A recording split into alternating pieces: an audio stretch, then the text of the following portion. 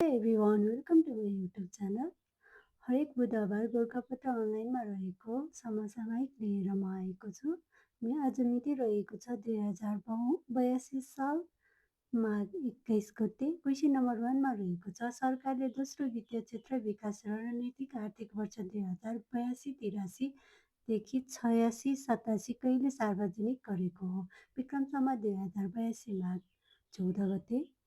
त्यसै गरी question number 2 मा रहेको छ, राष्ट्रिय गौरव आयोजना अन्तर्गतको बहुप्रतीक्षित काठमाडौँ तराई द्रुतमार्गको निर्माण कार्य कति सम्पन्न भएको छ?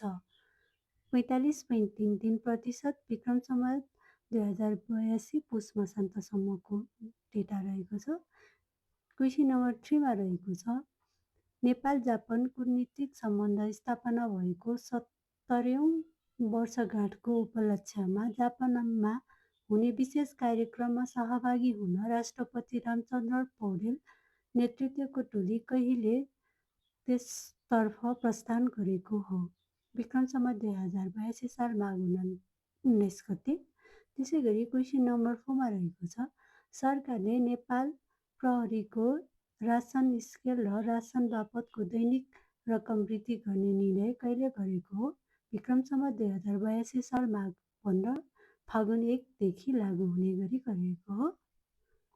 क्वेसन नम्बर 5 मा रहेको छ, तेस्रो विश्वविद्यालय खेलकुद प्रतियोगिताको आयोजना मिति कुन हो? विक्रम सम्वत 2082 माघ 22-23।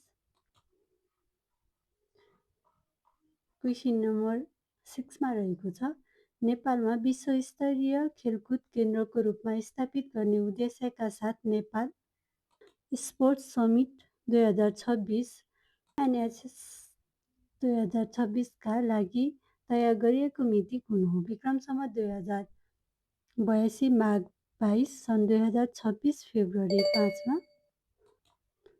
क्वेसन नम्बर 7 मा रहेको छ, भारत र युरोपेली सङ्घ यो बीच करिब बहुप्रतीक्षित व्यापार सम्झौता कहिले भएको? सन् 2026 जनवरी 27 मा।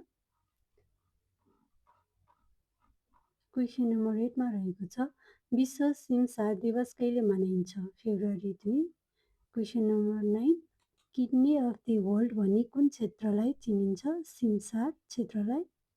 क्वेसन नम्बर 10 मा रहेको छ, हेमगङ्गा अनुसन्धान तथा संरक्षण सम्मान 2082 बाट कसलाई सम्मानित गरियो? वरिष्ठ चराविद डाक्टर हेमसागर बराललाई गरियो। क्वेसन नम्बर 11 मा रहेको छ, अस्ट्रेलियन ओपन टेनिस 2026 को पुरुष सिङ्गलतर्फको उपाधि विजेता को हुन्? कार्लोस अल्काराज स्पेनका हुन्। क्वेसन नम्बर 12 मा रहेको छ, फ्राइडे अफ फ्युचर नामक कार्यक्रमको अभियन्ता को हुन्? ग्रेटा थनबर्ग स्विडेनका हुन्। क्वेसन नम्बर 13 मा रहेको छ, यल निनो कारण सिर्जित खडेरीले गर्दा स्टेट अफ डिजास्टर घोषणा गर्ने मुलुक कुन हो? Zimbabwe.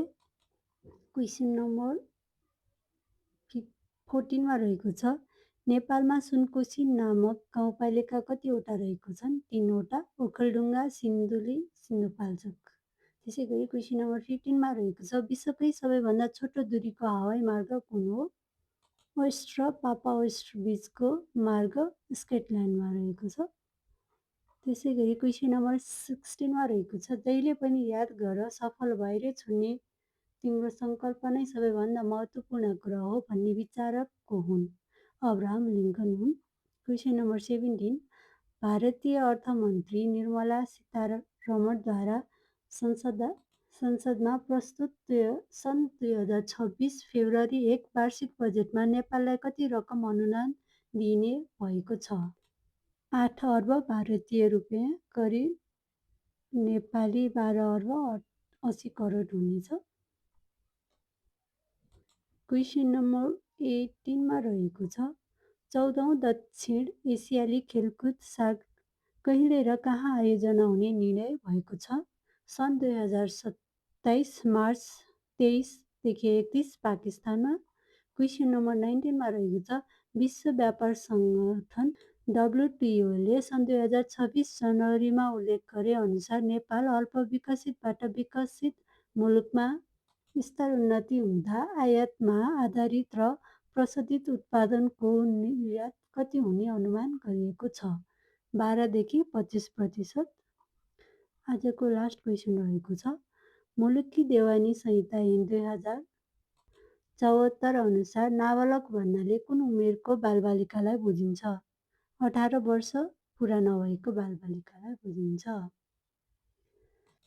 Thank you for watching. मेरो भिडियो मन परेमा भिडियोलाई लाइक सेयर कमेन्टका साथसाथै मेरो युट्युब च्यानललाई सब्सक्राइब गर्न नबिर्सिनु होला। Thank you so much.